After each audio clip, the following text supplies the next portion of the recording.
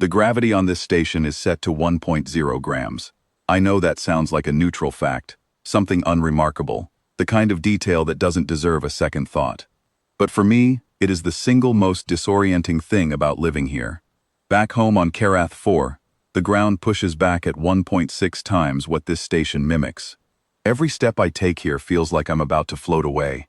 My depth perception, which spent 17 years calibrating itself to a heavier world, keeps telling me that things are slightly farther than they are.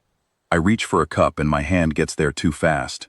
I walk through a doorway and my body expects more resistance from the floor. It is like living inside a dream, where all the physics are slightly wrong. This is what I think about in the morning. Not the 3 cadets who challenged me this week. Not the crowd that gathered for the last one.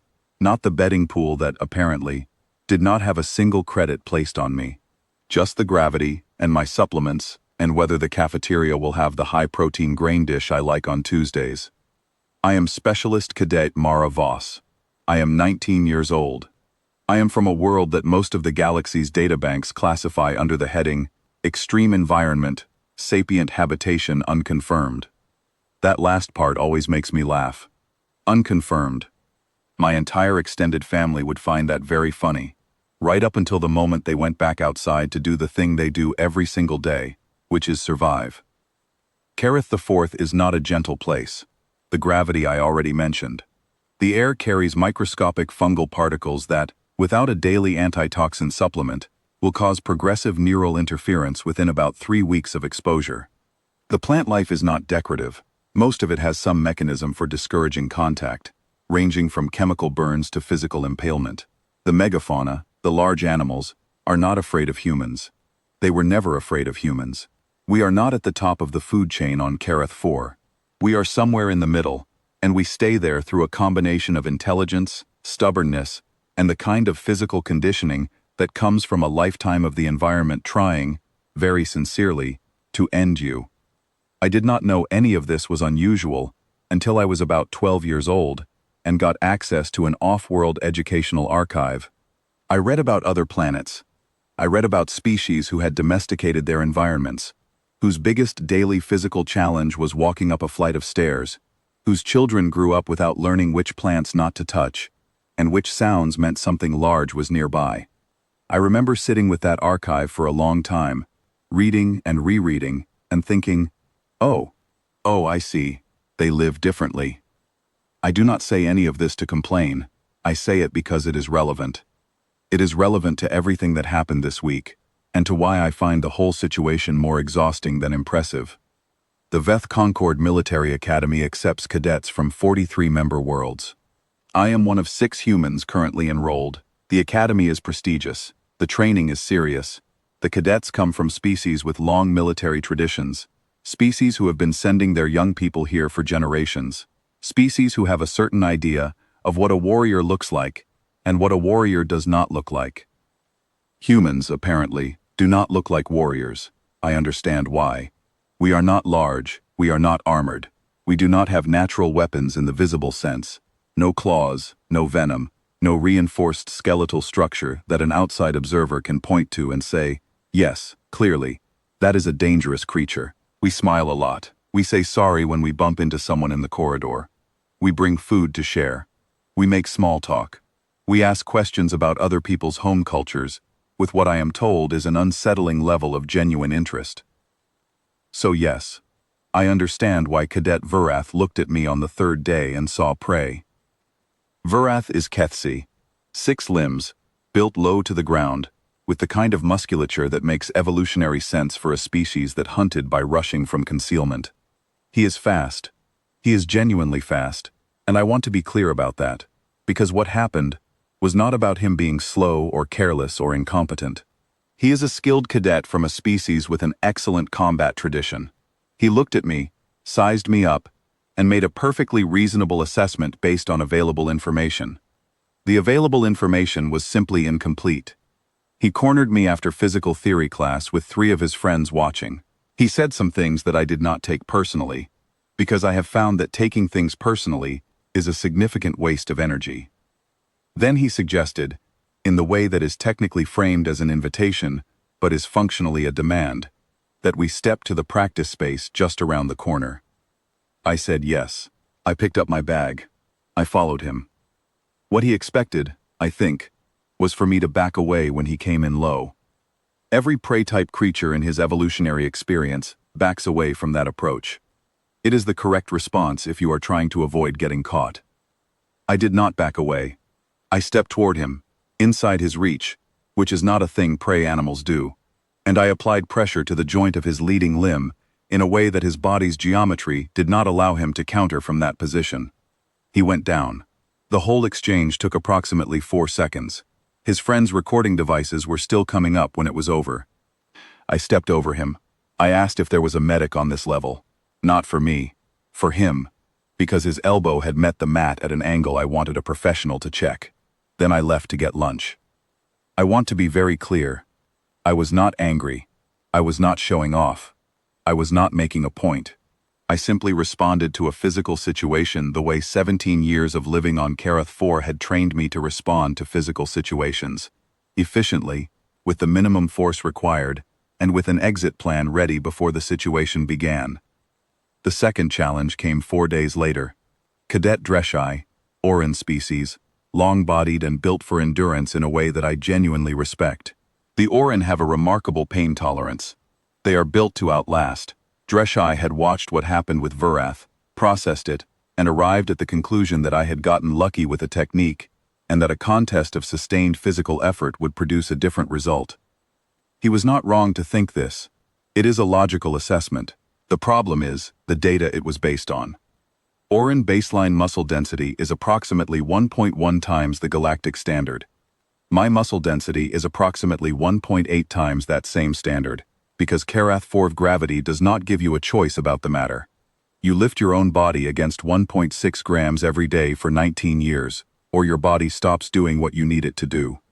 There is no gym program. There is just existing on a planet that requires more of you than most planets require of anything. Dreshai went into the Bell Arena with total confidence. He came at me with the Orin endurance strategy, which involves sustained pressure, controlled grappling, wearing the opponent down over time. I held his grip. I applied what I would describe, and what I did describe to myself at the time, as about 4 units of effort out of 10. He ran out of structural capacity to continue. He did not get injured. He simply reached the point where his body could not maintain the contest, and his system made the sensible choice to stop. Afterward, I gave him a muscle recovery patch from my kit. He looked at me for a long time without saying anything. I understand that. I did not have anything particular to add, so I went back to my bench and finished my ration. The third challenge was different, because by then, it had become a thing. Word travels fast in an enclosed orbital installation. The version that traveled was not entirely accurate.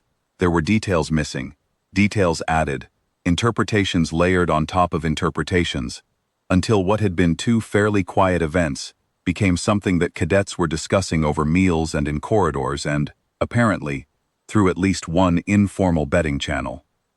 Cadet Siveth is Threnic. I had done my reading on the Threnic before arriving at the academy, because I do my reading on everything before I arrive anywhere. It is a habit from home, where knowing what shares your environment is not intellectual curiosity, but basic survival practice. The Threnic have neural response speeds in the top tier of all known sapient species. They have dermal plating along the back and shoulders. Their tail is strong, fast, and capable of precise movement. They have produced more decorated graduates from this academy than any other species over the past 40 years. Sivath, specifically, held the top physical assessment score in our intake year before I arrived.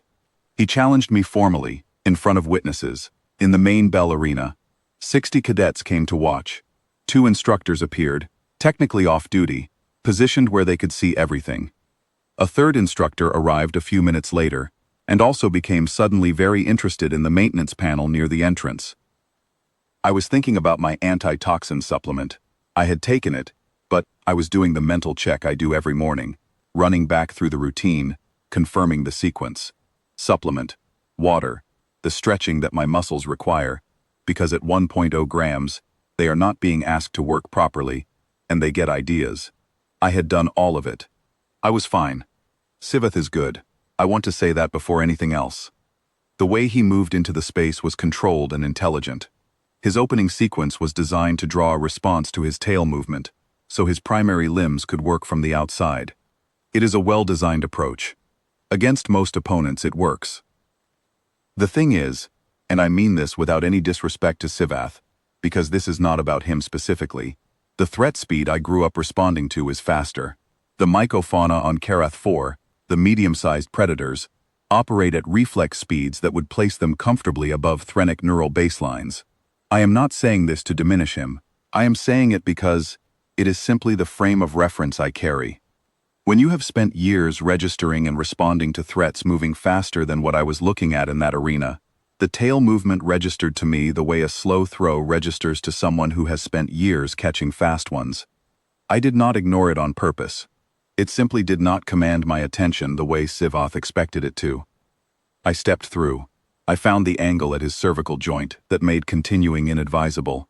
I applied enough pressure to make the point clearly. He tapped. I released immediately. I nodded. He nodded. I went back to my bench. The arena was quiet, in a way that arenas are not usually quiet. I ate the rest of my ration. It was the grain dish I liked. It was a good Tuesday. Later, in the recovery bay, Sivath found me. Not with hostility. I want to be clear about that too, because the story as it is probably being told in the corridors right now likely has more drama in it than actually occurred. He sat down nearby and asked, with what I can only describe as genuine scientific curiosity, what I had been thinking during the fight. I told him the truth. I told him about the supplement check. I told him that his tail had registered but had not risen to the level of primary concern. I told him about the grain dish. He was quiet for a while. Then he asked if I had been afraid. That question surprised me, not because it was strange to ask, but because the honest answer required me to think for a moment about what I was actually afraid of, which is not something I examine very often. I told him, yes, actually.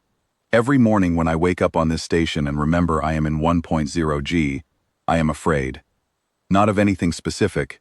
It is more that my threat response system, the one that was built and refined by growing up on Karath 4th, goes slightly offline in low gravity because the calibration is wrong.